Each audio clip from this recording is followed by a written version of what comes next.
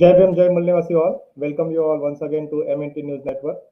Today is Sunday, and as all of you know, every Sunday we are organizing the session, prime time session in the language English. And daily we are organizing in Hindi. From Monday to Saturday we are organizing in Hindi, whereas on Sunday we are specifically organizing in Hindi, in English, considering the southern part of the mass of southern part of India as well as the NRIs who are concerned, because every citizen, every person has to be well aware, well awakened based on the current scenario, whatever are going on. And today also we are going to discuss very important topic. So I would request everybody who has joined from Facebook and YouTube, those who have joined from Facebook, to share this particular video on their timeline so that others who are there in their personal in their social network, they will get a link of this particular video, and they will also watch from their Facebook timeline, and they can also share to their social network. Those who are watching on YouTube, they are also requested to like, comment, and share this particular video so that all the people, all the family members who are there in your social network, they will be able to get this particular information. So today we are going to discuss a very important topic, which is a current topic, and which was erupted last week itself. And as far as the employment is concerned, the overall youth employment is concerned, is related to that one. And as you all of you know that for the last 10 years, the unemployment rate is spiking in such a way that it is most and more youths of India are getting unemployed. And in such a scenario, a scheme has been launched, and that too particularly in the age of 17 to 21, which is a very crucial and critical age as far as the education is considered. So it's time to discuss and analyze this particular scheme, that is Agnipath or AgniVeer, what this scheme is and what for it is launched, and who will get benefited and who will get targeted, or who for who the scheme is, and what is the agenda behind this, and whether this scheme has gone in particular steps of democratic discussions or not. These all things we are going to discuss today. So this is a very important topic, and I would again request to each and everybody to like, comment, and share whatever comes to your mind. Do comment in the comment box so that your views will be shared to our guest speaker, who is eminent guest speaker, and who has dedicated his life in the social organization in for he was devoted, and is continuously working yeah, for his entire life in this social movement. Without wasting time, I would like to welcome Mr. D Borkar, sir. Sir, Jai Bhim, Jai Mulnivasi, Jai Savidhan, Jai जय Bharat. Bhim जय मूल्य जय भीम जय वंदना Sir, welcome to MNT News Network. And first of all, I would like to thank you on behalf of MNT News Network for joining us and giving your valuable time, sir. Right. Thank you very Sir, so as most of the people, as and most of the media that if we see today, we see that the only one topic is going on in the entire media. And last Tuesday, one scheme was launched, which was specifically considered for the youths of India. And as I was briefing that most there are n number of unemployment issues going on for so many years, for the last 10-15 years. If we see it is very high rate of unemployment is going on. And in such a scenario, and again very soon, specifically 2 years after, there is such a situation where again India will be facing the Lok Sabha elections. And within 2 years of span, this country is going on. And all of a sudden, this scheme of Agnipeeth or AgniVeer, whatever this they had laminated it, or they had said worded it. So first of all, we would like to know about this launch of this particular scheme, whether it has gone through the political democratic set of discussions or not, or how you see from your angle, your analytical point of view, the launch of this particular scheme in last week. How do you see this launch of this particular scheme from your eyes, sir? First of all, I thank you. Thanks to the MNT News Network for inviting me and uh, asking me to deliberate on a very important subject. The subject, as you know, is the uh, use of use of use of army to implement the communal agenda of Savarkar is a threat to security of the country. See, why this issue has come recently on 14th of this month, the government of India has declared a scheme called as AgniVeer. Hmm? And through this scheme, they wanted to recruit uh, 1 lakh personnel in the army every year. Now, apparently, it appears that this issue related to the employment, there is a large number of unemployment in the country. In the past 5 to 6 years alone, uh, in the PSUs, we have lost 90 lakhs jobs because of the faulty government policy and disinvestment of the public sector. We have lost 90 lakhs jobs. Now, as against that, if at all the government wanted to give an employment to the youth of the country, first thing is that they should not have disinvested the public sector. That is number one. Because what happens in the public sector also, out of say 90 lakhs, if 1% employees retire, then around 90,000 employment can be given every year to the youths.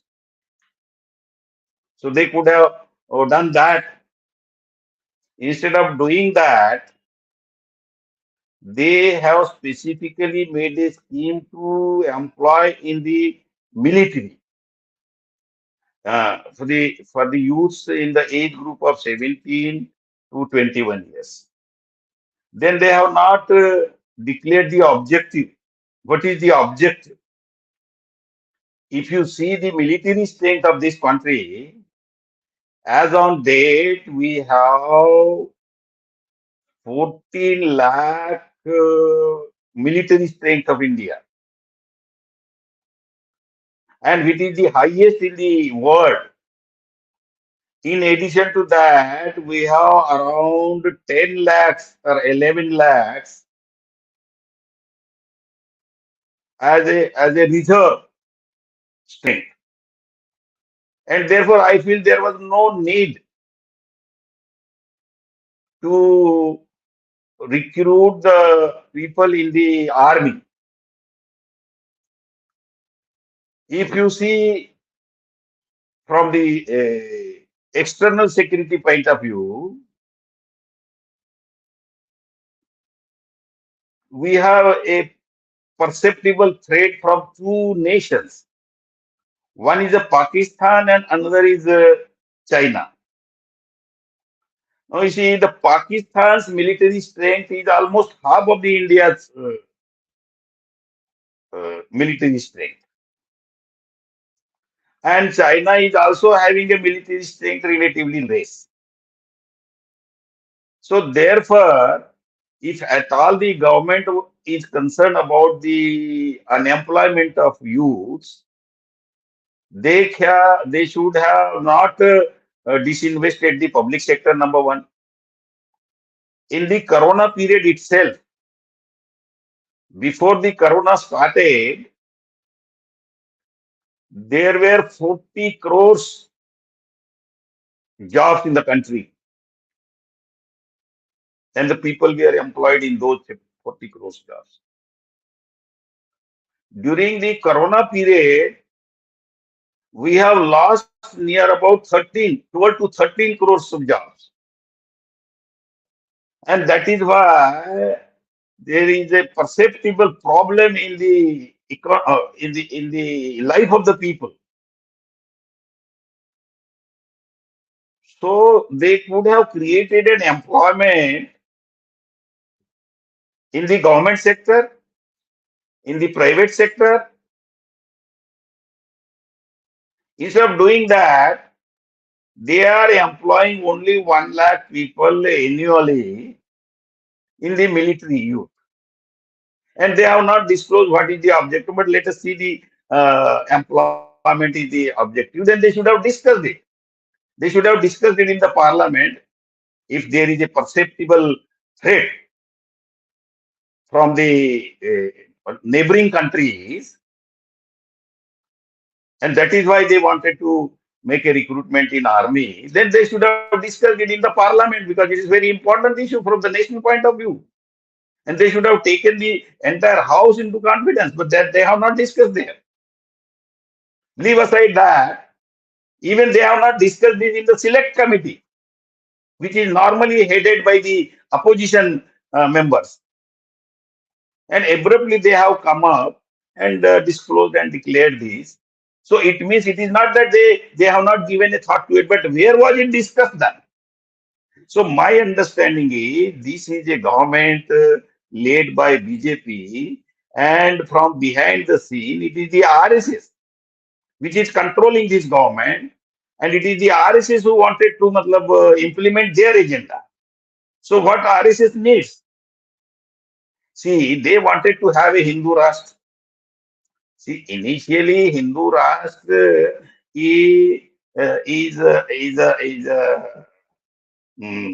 idea of Hindu Mahasabha. They wanted that this country should be a Hindu Rashtra. And for that, the Savarkar has written in the year 1923 a book known as Hindutva. So that is, he has coined the term Hindutva. And then he said that this nation should be a Hindu nation, a Hindu Rashtra. Now that Hindu Rashtra is picked up by the RSS. Although it was started by Hindu Mahasabha, it was picked up by RSS. And now RSS is controlling the present central government. So they wanted to implement their agenda. Now, if they wanted to implement their agenda, they need an army. They need a cadre. Now, if they need a cadre, they should be well trained. Well trained in the ideology of Hindus. If they wanted to make this nation as a Hindu Rashtra, so they should fight. They should fight with the internal forces. Now, if they cannot intellectually fight with the internal forces of the country, that what is this Hindu Rashtra and what, if it is brought about, how can there be, there are different sections of the society in this country, and how are they going to treat those countries? So as per the concept of the Hindu Rashtra, all other people are secondary citizens of this country. Whereas the Indian Constitution provides the equality. Every citizen is equal to every other citizen. Whereas in the concept of Hindu Rashtra, they wanted that the dominance of the one section of the society only, and other section of the society will be subordinate to them. Now, if intellectually they cannot fight with the intellectual classes of the other communities, then they need a force. They need a physical force.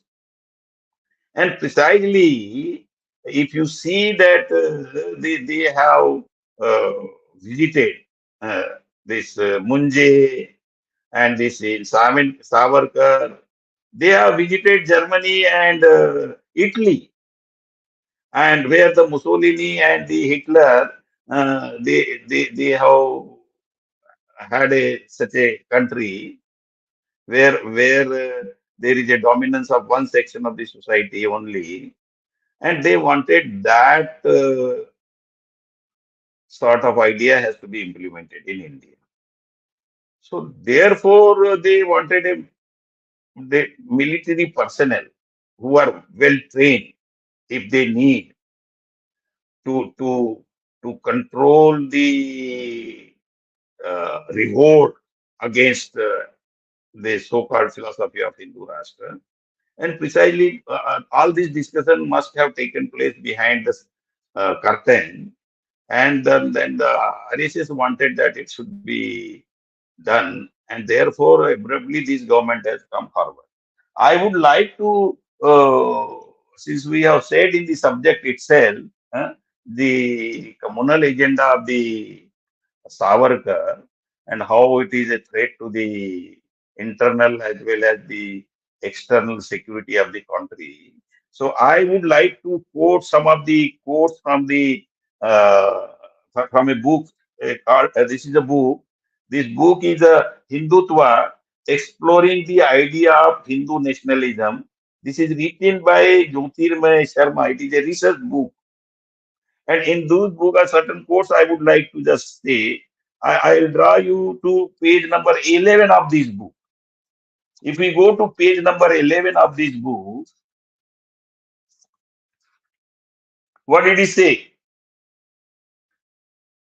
Neither are these common features among them are accidental. He's talking about the four personalities who have coined the Hindu identity. They are the Dayananda Saraswati, Vivekananda, Arbindo, and Savarkar. So this book talks about them in this para and says, neither are these common features among them, means among these four, accidental, nor are they merely hostages to historical context.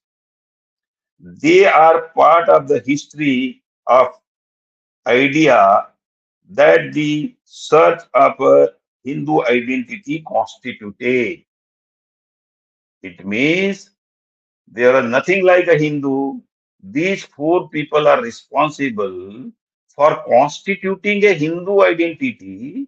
And if we read the other pages in this book, it is constituted in the 19th century and 20th century. Before that, there was nothing like Hindu. The Supreme Court has also said that there is nothing like Hindu religion. Even the present Sarsanjay Chalak Bhagwat has also said that there is nothing like Hindu. So you see, it is specifically constituted, a constructed identity. There was only Vedic identity. Vedic Dharma was there, but Hindu Dharma was not there. So they have deliberately this constructed it. So this is what this book says. This is a research book, and mind it, this is written by a Jyotirmay Sharma, who is again a Brahmin. He honestly written this. If we go to page 12 of this book again, the Hindu nation had to be found on racial and doctrinal unity. This is a racial unity. They are talking about the racial and doctrinal unity. It means if a nation is built as a Hindu Rashtra, it will be on the racial identity. Now, racial means, you see, the other section of the society in the country who do not belong to their race, they will have to be a second grade citizen in this country. So you see, that is why we call these Savarkar and all these people to whom I named earlier, they're all communal. I come to another page 129 of this book.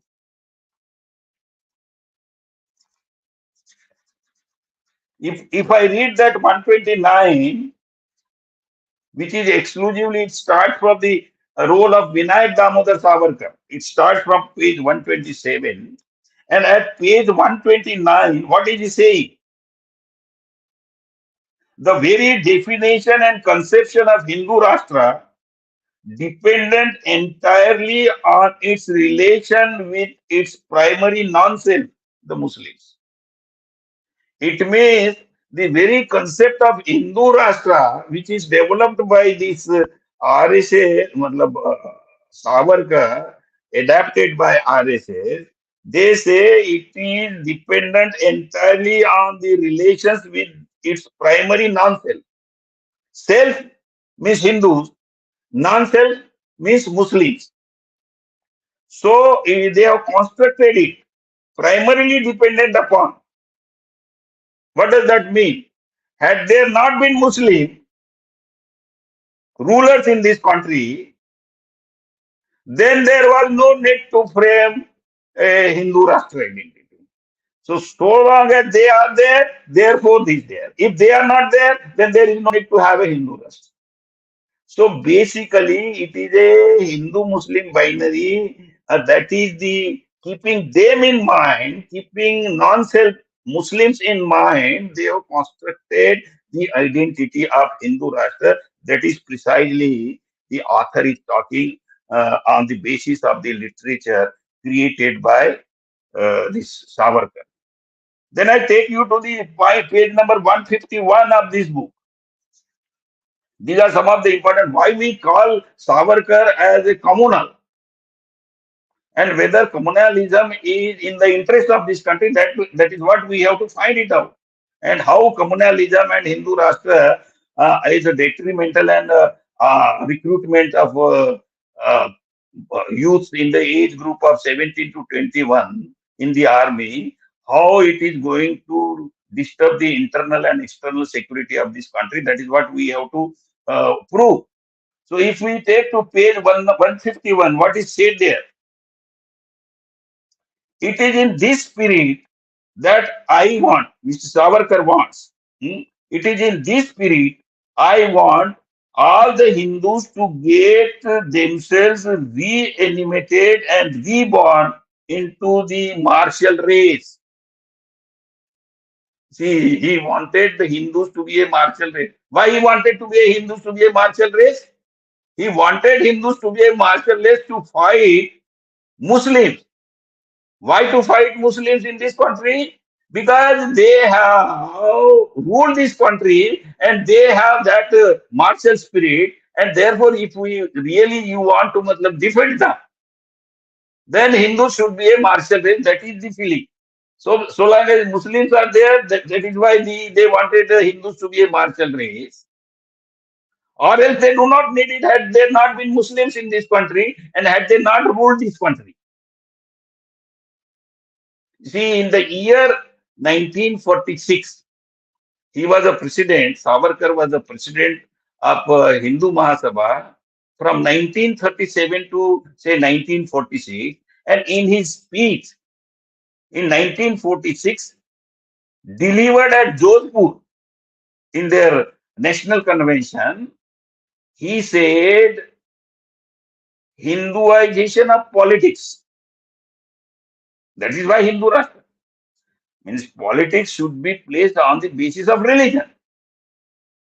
They wanted Hinduization of politics and militarization of Hindus. So this is an evidence, the one which I read here, that he has said in 1946 in Jodhpur that Hinduization of politics and militarization of Hindus. And militarization of Hindus means where I have mentioned here in this book that it is in this spirit that I want all Hindus to get themselves reanimated and reborn into the martial race. Now, why do they want a martial race? Hindus to be a martial race? To fight the Muslims. So it is a binary between the Hindu-Muslim, and that is why they wanted it like this. Then I take you to the next page, 156 of this book.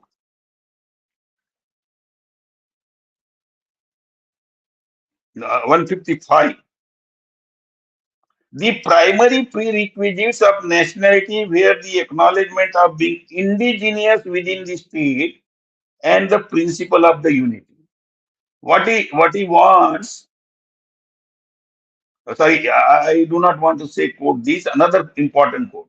He doesn't agree with the Maggini. Giuseppe Maggini was an unlikely prophet of Indian nationalism.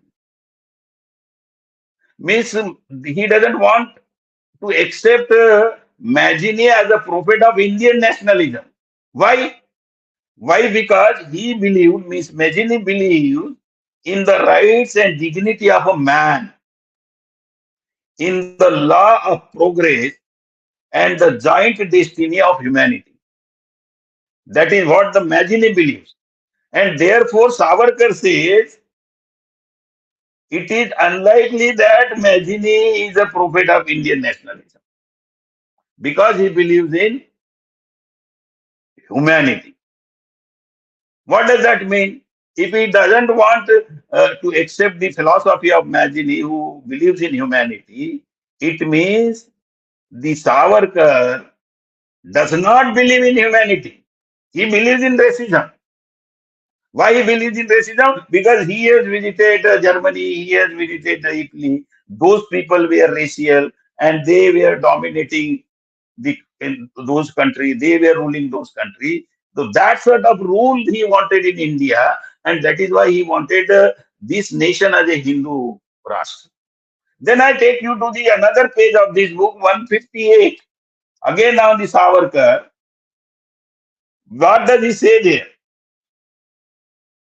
As far as the Hindus were concerned, there could be no distinction or tension between their communal and national duties, which in turn are identifiable with the best interest of Hindustan as a whole. What does it mean? It means, he says, the national duties, the duties of Hindu, the communal duty of Hindu and national duty of Hindu is the same. If Hindus are not communal, then they are not national. If they are national, they have necessarily to be communal. So it means Hindu, he wanted to build a communal identity of Hindus. Why communal? We have been talking in this country that the Jina was communal. But not alone the Jina was communal. Jina was communal. I accept that. But not only Jina was communal, but the Savarkar was also communal. And why Savarkar is communal? Because he wanted to the Muslim communalism. He wanted to fight the Muslim communalism with the Hindu communalism. And then he said the Hindus are in majority in this country, and therefore this nation should be a Hindu Rashtra, and the Muslims should be a secondary. At another place, I come to another page again, 161 of this book. This is again a very important quote there. What did he say? He said, the Aryans arrived and spread themselves out along the 7 rivers, the Sapta Sindhus. So he said, Aryans have arrived here. Where from have they arrived? It means they were not the original inhabitants of this country. They have arrived here and settled in the Sapta Sindhu area according to Savarkar. So it means they are alien to this country. And if they are aliens to this country, how can he call this country as Pitrubhu and Punyabhu? How can it be Pitrubhu? This is our motherland. We are the original inhabitants of this land, and the Aryans have arrived here. According to him, they have arrived here. So they are aliens to this country. He doesn't call this country as Matrubhu. He calls this country as Pitrubhu. Because the male folks from Eurasia, they have arrived here. And he confessed it. So you see, this is also very important. And therefore, he says it is Pitrubhu and Punyabhu. And those he resides in this country, they have to accept this country as their Punyabhumi. But the Muslims and the Christians, their Punyabhumi is not here. It is in the Jerusalem. And therefore, they are alien. But as we are the original inhabitants, these people are also aliens. And they have no right to rule over us. in the name of a Hindu Rashtra. We are not Hindus. The scheduled caste, the scheduled tribe, the other backward classes, and all converts, they are original inhabitants of this country, and they are not Hindus. There is nothing like Hindu, as I have told you. Even the Supreme Court has said there is nothing like Hindu religion, and even the Mohan Bhagavad has said there is nothing like Hindu is not a religion. So these are the things we have to understand. Then I take you to page number 163 of this book. It talks about, it's a very important quote. Caste had once served a useful purpose. Say, what is he saying? Caste had once served a useful purpose in demarcating the indigenous from the alien. Very clear. Is it? Caste has served a useful purpose in demarcating the indigenous from the alien. So they are the alien because they have come. He has already confessed they have arrived here. And who are the indigenous? We are the indigenous. And for us, they have created a caste. They have created a caste for us, and it is a demark for that purpose. It is a demarcation for between the aliens, means they and us. They have deliberately created for caste person. Further, he says, but it has outlived its usefulness as a facilitator of nationality. Rhetorically, Savarkar puts the question as to whether all Hindus, means they, because they have adapted that identity for them, would become foreigner if the caste system ceased to exist. In this country, suppose a caste system ceased to exist, then they become alien to this country. Precisely that is what we are saying. That is what Baba Sahib also has said. He destroy the caste. What will happen if we destroy the caste and caste ceases to exist? Moment the caste ceases to exist, we will become a homogeneous group of people who are constituting 90% population of this country. And they will become aliens to this country. And if they become aliens to this country, then they have no right to rule this country. Why I say they have no right to rule this country? Because the Gandhi himself has said and wanted Britishers to go back because they are alien to this country, and therefore Britishers have no right to rule over this country. Therefore, we also say, and they have admitted that they are alien, they have arrived here, so they are alien to this country, and therefore they have also no right to rule this country. There are many other pages here, in which one more page I will quote and then I'll stop here. That is page number uh,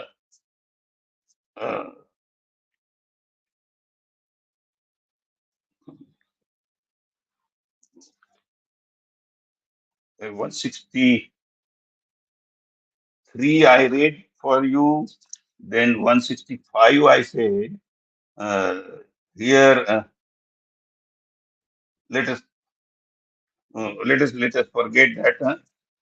Then one more book I have. One more book I paid. This is another book with me. The book is the RSS, a menace to India, written by A.G. Noorani. It is again a research book. I come to a page number 97 of this book. Clearly, it says Hindutva is not identical. Hindutva is the ideology of hate. It is Savarkar. This is Savarkar's version on Hindutva. That is the book he has written. And from that book, he is quoting Hindutva is the ideology of hate. It means they wanted to build Hindu Rashtra on the foundation of hate. Now, if the people in one country staying together, if they hate each other, Can the country progress? They will be totally infighting, and they wanted to keep another section of the society who does not claim to be a Hindu. They wanted to keep them under continuous subjugation. How can the country will progress? So if this country becomes a Hindu nation, the country will never progress. Not only that, if we open the first page of this book, on the face of it, he has quoted Dr. Babasaheb Ambedkar. What he says? If Hindu Raj does become a fact, it will no doubt be the greatest calamity for this country. Hindu Raj must be prevented at any cost. Dr. B.R. Ambedkar. It is taken from the Pakistan or the Partition of India in 1946, page number 354, 355. As a followers of Dr. Babasaheb Ambedkar, he clearly said this nation should not become a Hindu Raj, Hindu Rashtra. And if it becomes, it will be a greatest calamity on this country. Now, who will stop this? The followers of Dr. Babasaheb Ambedkar, it is their responsibility his follower to stop this country from becoming a Hindu Rashtra. Now, coming back to the issue, why have they recruited these people? How it is detrimental to the internal and external security of the country. Now, these boys who will be recruited, 1 lakh youths per year, out of that, according to the present scheme which they have disclosed to the nation, 25% only will be absorbed in the army. And 75% of these 1 lakh people, they will be reverted back to their home. What are they going to do there? They are well trained in handling the arms. And empty mind, they will workshop. If they do not get a job, what are they going to do? They will be very dangerous to the nation, for the internal security of the nation. These boys, well trained by the army, they will be used by the RSS for attacking the non-self, means the Muslims, means the scheduled caste, means the scheduled tribe. And where this will country go? So this is a very great danger to the internal security. There are another consequences also. You see what happened when this Nupur lady, Nupur Sharma, when she has uttered certain unwanted words for the Prophet Muhammad, the entire Arabic world, they have called the ambassadors of this country in their nation and sought for their explanation. Now we are doing hundreds and lakhs of crores of business in this country. See, we are exporting large number of goods to this country. We are importing large number of goods. We are doing the business with them. What happens? This business will stop. And the economy, it will have a consequences on the Indian economy. Now, to that extent, the Indian economy will suffer. Now, if the Indian economy suffers, ultimately to run the nation, we will not have the sufficient funds. Because in the import-export business, the government of India collects taxes that comes to the treasury. And whatever the money comes in the treasury, that is used for the development of the nation. So these are the consequences. Second important thing is that large many people from India, they are getting appointments in these Gulf countries, Arab countries.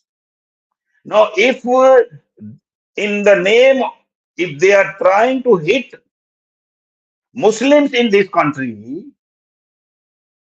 obviously there will be a reaction that those who are there in the working in the Arabian countries, Gulf countries, there will be a retaliation there, and their security will be in jeopardy.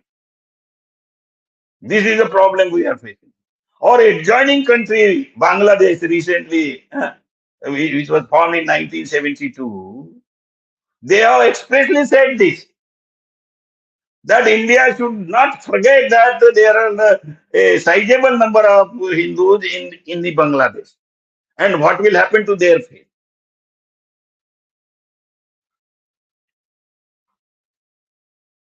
So now, what is the link between these recruitment of the army and the security?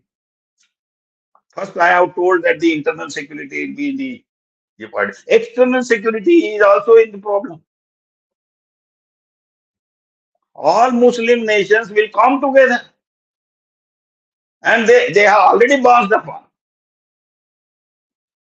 And the image of India as a secular nation is tarnished worldwide.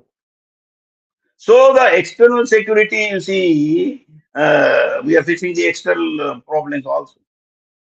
And by the recruitment of these 1 lakh people, where we have already an army of 14 lakhs and a reserved army of around 10 to 11 lakhs, there was no need.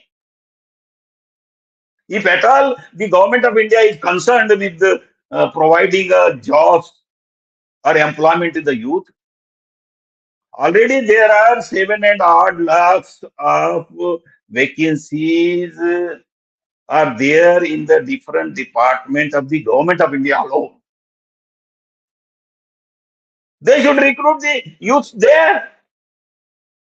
At least they will get a permanent employment there. They will get all the benefits as an employee of the government of India. And there are equal number of vacancies in the various state governments also. So these are the areas where in the government should concentrate. So it is a gimmick. I feel it is a gimmick on the part of government that they say that they are and trying to say that we are providing the employment to the people only for the 4 years. Now the boys who have prepared them, large number of boys in the UP, Uttarakhand, Bihar, every year they are preparing themselves for joining the army, because they feel that we will be able to work in the army for the 15 to 20 years, and thereafter they are allowed to voluntarily retire. And moment they retire from there, they get a subsidiary jobs also, and they can pull their family properly. So instead of giving a permanent employment in the army for the 15 years, they say that we will recruit you only for the 4 years, and then you go back and we have no.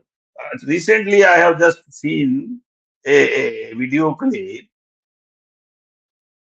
on that Punya Prasun Bajpayee channel. The one minister, he said that once they are reverted back, they can take a barber's job, they can take an electrician job, they can take a driver's job. What is this thing? It means they are not serious about it. One general secretary of the BJP said that we will put you as a security man in our offices. So first thing, they have not disclosed what is the objective. Whether really this nation needs additional army personnel. I feel there is no need. We have the biggest army in the world. And as of now, there does not appear to be a external security insecurity or security threat. At least I don't perceive. And if at all government feels, they should have come forward in the parliament and discussed in the parliament.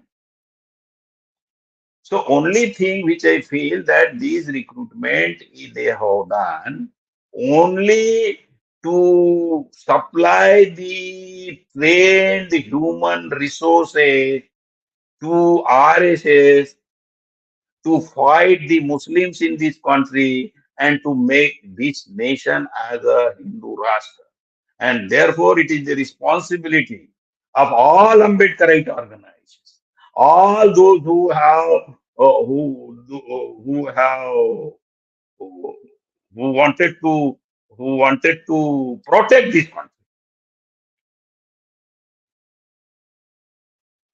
जो जो राष्ट्रभक्त है, जो अपने देश को समर्पित है, all those people, they should come forward and oppose this. And let us tell government in no uncertain terms, if they are really concerned about our employment, then they should not disinvestment the PSU. They should start PSUs back and recruit the people there. This is what I wanted to say on this occasion and on this subject. Thank you very much. Jai Bhim, Jai Mulyawas. Thank you very much, sir. You had given very elaborate information with evidences and historical backgrounds and what can be the analytical point of view, the future threat to the internal as well as external security of the nation, which is very serious concern. And definitely the citizens of India should take this cognizance of this particular agenda and they should not forfeit to the agenda. So definitely, sir, you had elaborated and given justice to today's topic, and definitely our viewers must have got the first-hand information where the other channels or other social media is totally not propagating the things that are behind the curtains, but they are only propagating the schemes and benefits or not benefits or like that. Only discussions are going on.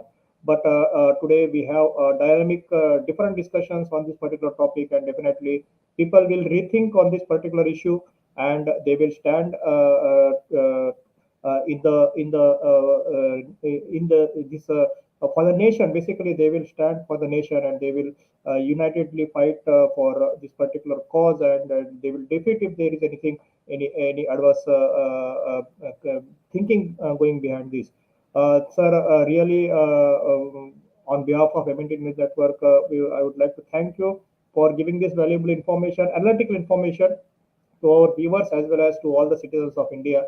And again, we will invite you. At the end of this session, we would like to have your concluding message on today's topic, considering all this current scenario and the forthcoming scenario of whatever the threat has been given for making this nation as a democratic nation to a Hindu Rashtra nation. So, concluding message from you, sir. If the government wanted to make this Hindu Rashtra, and for that they wanted to appoint these boys to fight internally with the Muslims, then all of us,